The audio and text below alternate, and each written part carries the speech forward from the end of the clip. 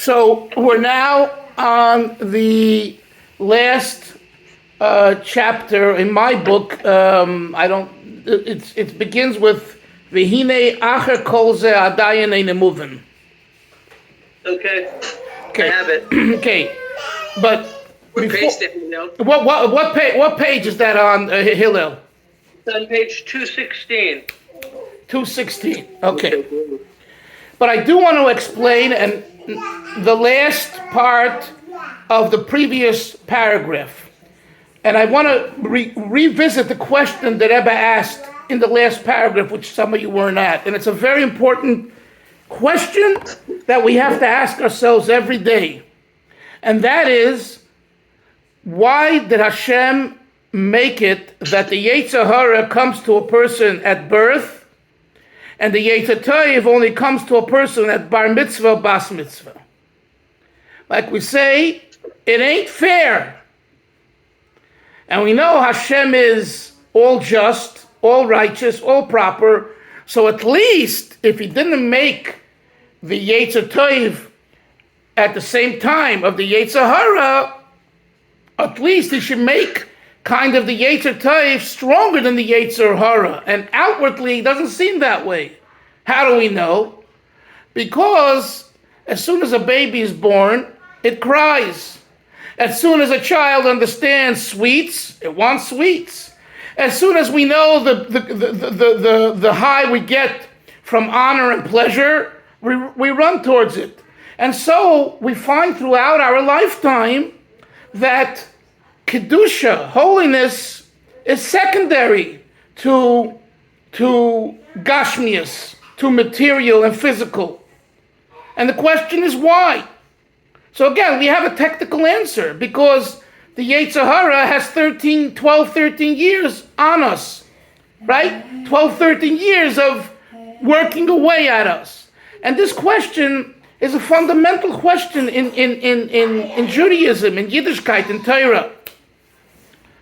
So the Rebbe, the previous Rebbe, in this last paragraph, which I really encourage you to learn, it's not a difficult paragraph to learn. It's more avoda, more, service-oriented, workable, versus Kabbalah and the deep Qasidas. So the Rebbe explained that the truth is that Hashem does give the neshama something special that the Yetzer Hara doesn't have. And he cites the Gemara in Nida, which the Baal Tanya, the Alter Rebbe, begins his holy Sefer of Tanya. And we're still in the month of Kislev. We just started the Tanya.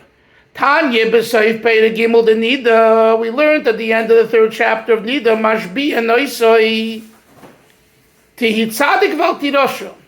We administer Oisoi, him, referring in this case to the neshama, be righteous and don't be wicked. Even if the entire world says, you're great, you should see yourself as bad. Why?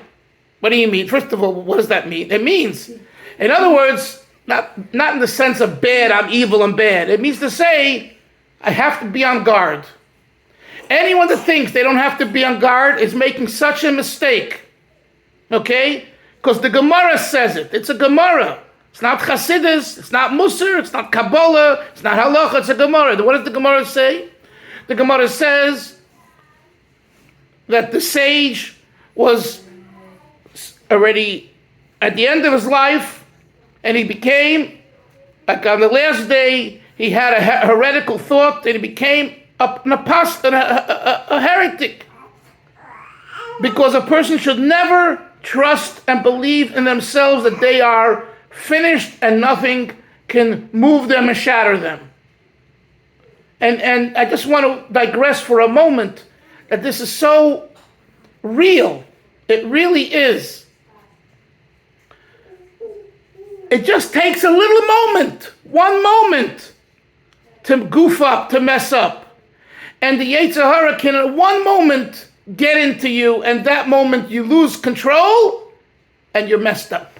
and you get messed up. Now you do tshuva, it's all true.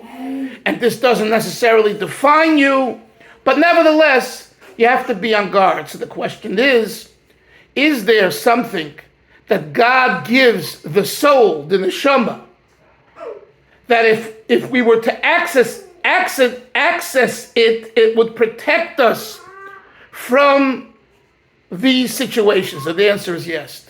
Yes. What is it? An oath, a shvua, mashbiyan oisoi. The word mashbiyan also is associated with another Hebrew word, soveya, lahazbiya, to satiate. When the neshama takes the oath of be righteous and don't be wicked, simultaneously it's being imbued with a force and strength to be able to overcome. The resilience to overcome has been given to this neshama of every single yid vis-a-vis the oath. So, outwardly, the Yetzer Hara has 12 or 13 years on us. But the truth is that even the Yetzer Hara has just the outward advantage, but the inner advantage it doesn't have. On the contrary, the neshama has it. Why did Hashem make it in such a way that that outwardly the Yetzer Hara has its advantage? Is because of free will. If everything were to be handed to us, there's no free will and we don't appreciate it. So Hashem says, I want you to really get used to goshmias. Be pampered and spoiled by your parents, by your situation, and let's see what you're made of. Let's see how you as a bar mitzvah boy or bas mitzvah girl will now develop into a man, a woman in a healthy, positive way. And now you're on your own, which is the essence of bar and bas mitzvah. At the end of the previous chapter, the Rebbe says that the Yetzer Tov can, at the end of the day, subjugate the Yetzer Hara. And he quotes here a concept that we've learned in the past, but it's worth repeating. He says that there is what we call the world of void, tohu, right? From the quoting from Bereshis, tohu vavohu, the world of void, tohu. And then there is something called the world of tikkun, normalcy. Look at the last line before we begin the new chapter. V'hakoyach hanitan la'yetzer toiv hu mibchinas akudim shelamayla mitoya v'tikkun. Here the Rebbe has slipped in so quietly one word, and this word opens for us an explanation. The word is Akudim. Chevre, I want to see if you remember your Chumash. Who remembers where the word Akudim appears? In the spotted sheep. Very good. Well, we have one person who's learning Chitas properly. Akudim, spotted sheep. I wouldn't go that far. Okay. Akudim. Now, without giving you now a sheer on the difference between Akudim, Nikudim, and Brudim. All three are used in Parshas Vayetze, correct? Yes. There's an entire discussion in Kabbalah and Qasidas about this, and maybe one day we'll study it. But for now, let's just talk about the Akudim, the spotted. Says the Rebbe here in the name of Qasidas and Kabbalah, the koyach, the power and strength, Moshe, that's given to the Yetzer Tov to be able to subjugate someone that has 13 years on him comes from Akudim Shelemayla. Look at that word. That is above, that's greater, mitoyu v'tik. So let's talk about this. We have two forces, Moshe, Avram, right? Toyu and Tikkun. Chaos and normalcy. You all know, we all know, these forces are very real. There's a day we want to be normal, there's a day we want to be abnormal. The big, one of the jokes that we used to throw around in the yeshiva, if you're a Lubavitcher, you're abnormal. What do you mean you're abnormal? You try to break barriers. You don't accept the status quo. Not in a crazy way, although some said it was crazy. But anyway, breaking out the menorah. Pesumei nisa, light the menorah at the window. Or light it near the window if you're lighting across the mezuzah, and you can see it from the window. People will walk by, will see the menorah. Why do you have to put a menorah on the car, on top of your car? Like the story that I shared in my last clip, which I hope you listened to, because it's from Moshe's hometown, Wilmette, Illinois. Rabbi Flinkenstein, a Brooklyn boy who I know, my brother's classmate, tells the story of 2 weeks ago. He gets a call from someone. Rabbi, could you help me? Sure. How do I denounce my conversion to Christianity? A Chabad rabbi gets such a call, he's excited. So he talks to him. And he says, let's get together and we'll talk. But before he gets off the phone, he says, sir, why are you calling me? What happened that you're calling me? And he says, I'll tell you, Rabbi. I was walking in Wilmette, somewhere there. I was walking, and I saw a car driving around with a menorah on top. And I'm a Jew. I grew up Jewish. I know what a menorah is. And when I saw that, something hit me so deep inside, and I said on the spot, I have to denounce my Christianity. I'm a Jew. I looked up in the yellow pages for a rabbi, and I came across your name, and hence I called. I'm sure the rest will be history. This just happened a week or two ago. This Hanukkah. This didn't happen in 1980 or 1850. This happened in 2021. Why? How? Because every Yid has Akudim shelamayla mitoyu v'tikin. Every Yid has a deep neshama. Yes, Hillel. Which one of the distinctions? It's spotted, speckled, and which one is Akudim? Akudim, I believe, it's Akudim comes from the word Akut, bound, tied. Akut beklei echad. Right. It's all in one. So there's Nikudim or Nikudos, Brudim, I think. So it's the speckled. So I think it's the other one. So right. what is that? Does that mean like one color? Yeah, I think so. Yeah. Okay. Right. I'll call upon that. I want to So go. that would make sense. It's a bechina of like oneness and transcendence. That's it right. doesn't have any That's form. right. Right. But let me just get to it. Exactly. Let me just get to it. Toyu and tikkun, chaos and normalcy are what we experience daily. Okay? A little more, a little less. The morning you can be normal, and in the afternoon you can be toyu. And it fluctuates. Seldom do we find someone who is on one level. It's very seldom. The truth is, us human beings are changing. Mood changes, behavior changes, feeling changes. Sometimes we're chaotic, we're toyu. Sometimes we're very normal. And this is the balance of life. How do we balance toyu and tikkun? You see, everything in Qasidas and Kabbalah, if you understand it well, you could really, use it in day-to-day therapy and activity. And this is toyu and tikkun.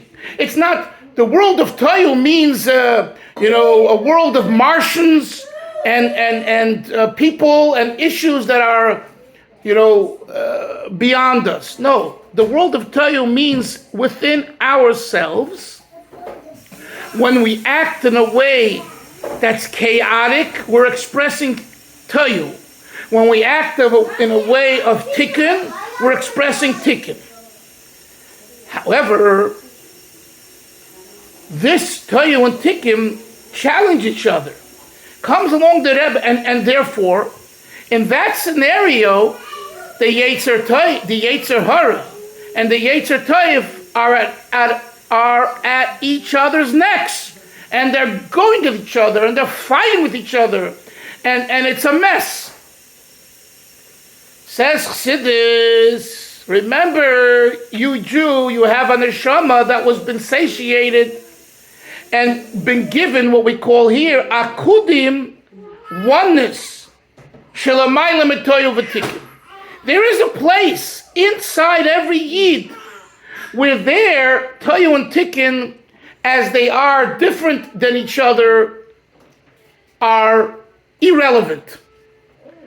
In other words, the unbalance and instability of Toyu and Tikkun in this realm of oneness, they're not perceived as two opposing forces, but rather two enhancing forces to express oneness. So in other words, even in the chaos of your life, you find God. And even in being too normal, you find Hashem. And this is an avodah. This is not something, you get by, like I've said, eating pizza or smoking a cigarette, which we don't do today, or drinking alcohol, or davening. This is an avodah. This you have to sweat. This you have to understand, and then you have to implement it. It's a hard job. But the thing is that we have it. And that's the answer. The answer to the question, how can Hashem, and why did God give the Yetzer Hara 12, 13 years on the Yetzer Toiv? So the answer is for free will. Okay, free will ahin, free will aher, which means, my friend, free will, if I don't have something that I could use that can bring oneness into the world, it's not fair. Says Kabbalah Qasidas, you do have. You have Akudim. Shelamayla mito v'tikin. There's a spot in your neshama that in that spot, if you touch that spot, you will transcend the differences and you'll have balance. And you'll find that there is positivity to chaos at times and there's positivity to tikkun at times. And they're not mutually exclusive.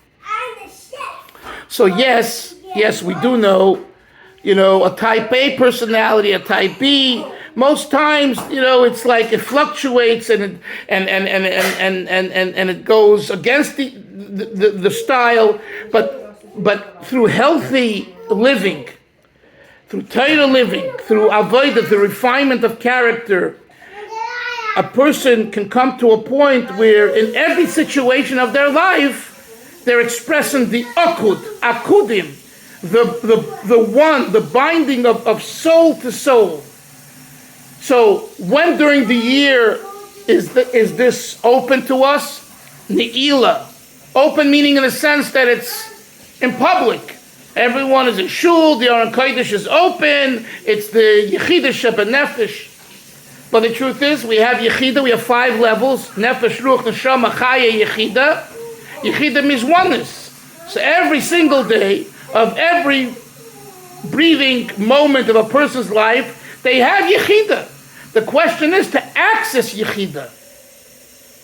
This is an explanation to the last line in the previous paragraph. Now let's continue. After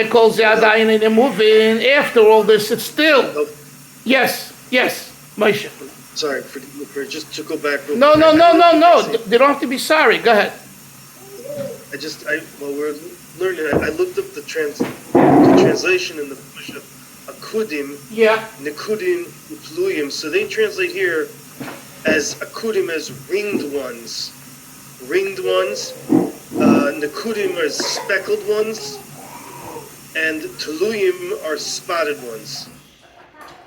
I don't know if that makes any difference in terms of this last line. What is? Yeah, right. But ringed ones, ringed, ringed. Yeah. What does that mean? You guys are English majors. What does that mean in English?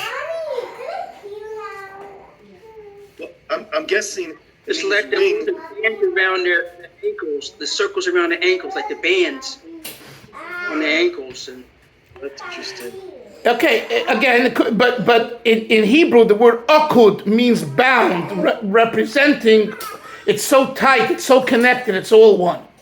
Okay, let's go on. After all this explanation, says the previous Rebbe, why did Hashem give preference to the Yetzer Hara? Why did He introduce him first to man?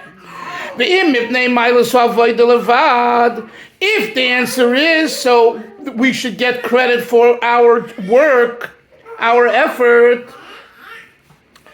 He says, it would be adequate.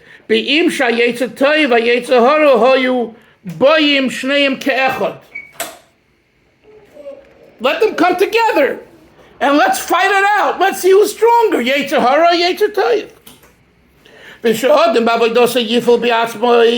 And let man, through his service, make a difference. Because the Yetzer Hara will be subjugated to the Yetzer Tov. The Rebbe says, believe me, to do this, you need a lot of work, and mighty work. Atzuma.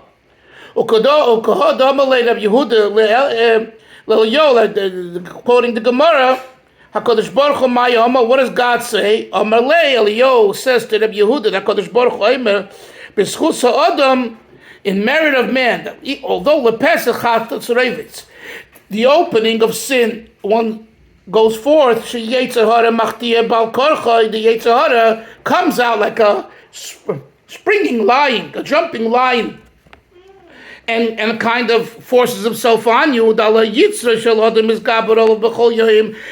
Yetzer Hara dominates over him every day to make him sin, and you have to be careful in a very good type of you have to be guarded well.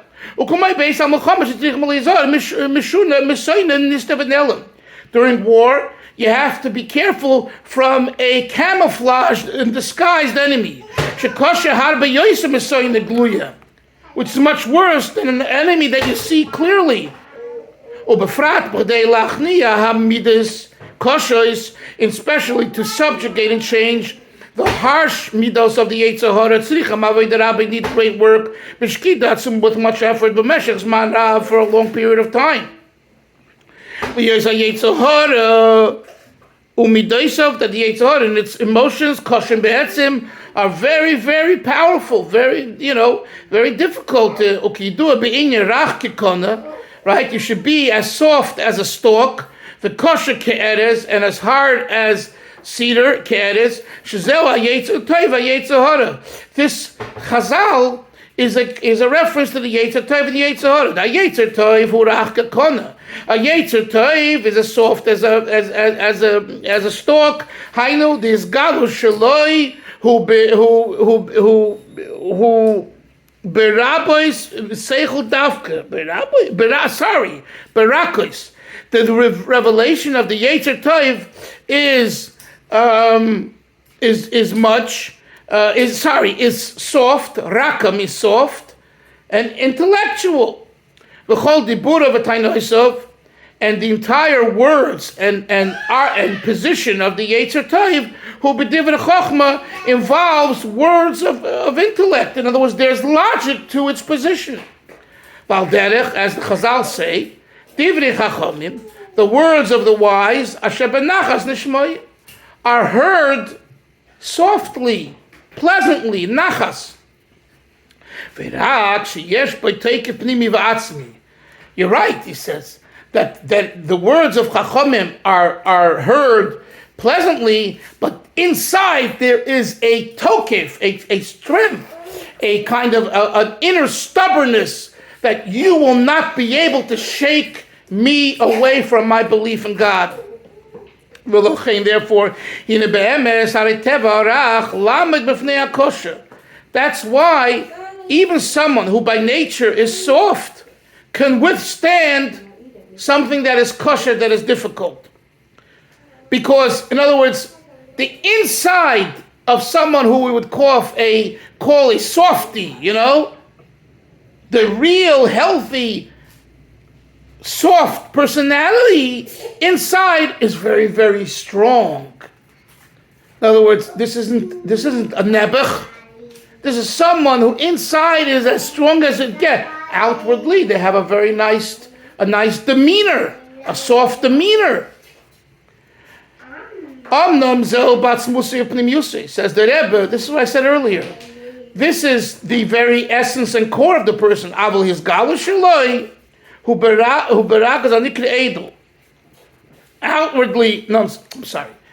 Outwardly, there could be a person who is harsh on the outside, but inwardly, he is rakois, soft, or in Yiddish, edel, refined. This is the Yetzer Tov. So this is very interesting.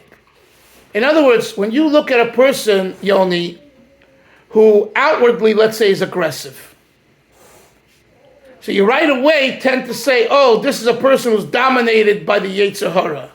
What we're learning now is not necessarily. They have a harsh outside, but inside they're as sweet as honey. And vice versa. You can have someone who outwardly is a sweetheart, and inside there's such a harsh person. This is why we call this type of a situation like a disguised, camouflaged enemy. It's not always what you get, what you see is what you get. You have to really, really pay attention, especially in relationships. Let's go back inside. Mashenkin converts la Yetzer Hara, the evil inclination, who kosher ke'erez. We say it's as hard as a cedar wood.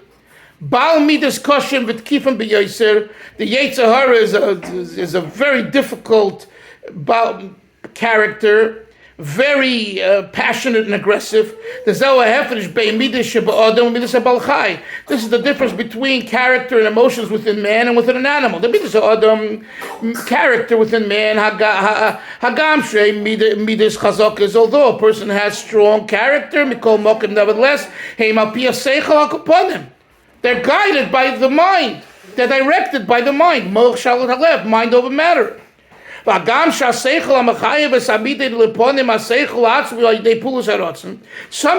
seichel, the intellect that guides the emotion, is guided by will. I must have it. The willpower is guiding the intellect, convincing the intellect. I want you, this is what I want. Now you find rationalization and justification how to get what I want. Since he wants this, who hatir sichli lezeh. Therefore, his seichel, his logic, it tends to find justification to the want. As we see in actuality, by certain character, they mamish have a warped logic. And their warped logic, their logic will justify something that is really not healthy, but they're driven because the logic, Hillel, in that case, is subordinate to the will. So if they have a will of something unhealthy and very bad, that will overpower the logic, and the logic will find justification to support that will. The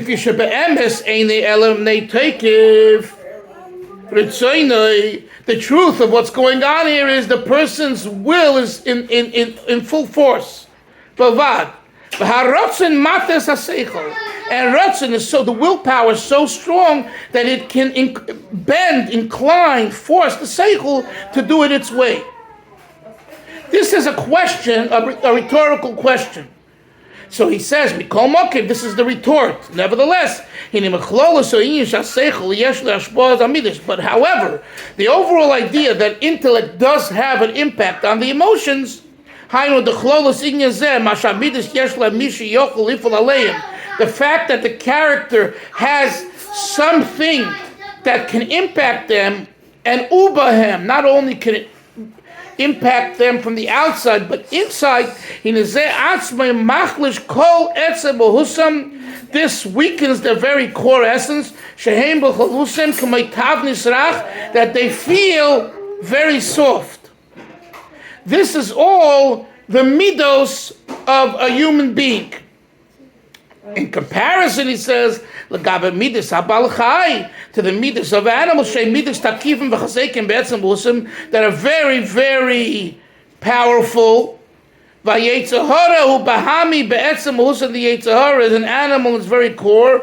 Umidosav im koshem be'etzem, and its midos are very strong. As state Qasidas in Avel, he says in Yiddish, the yetzahara's position is that it's constantly in a mode of will. And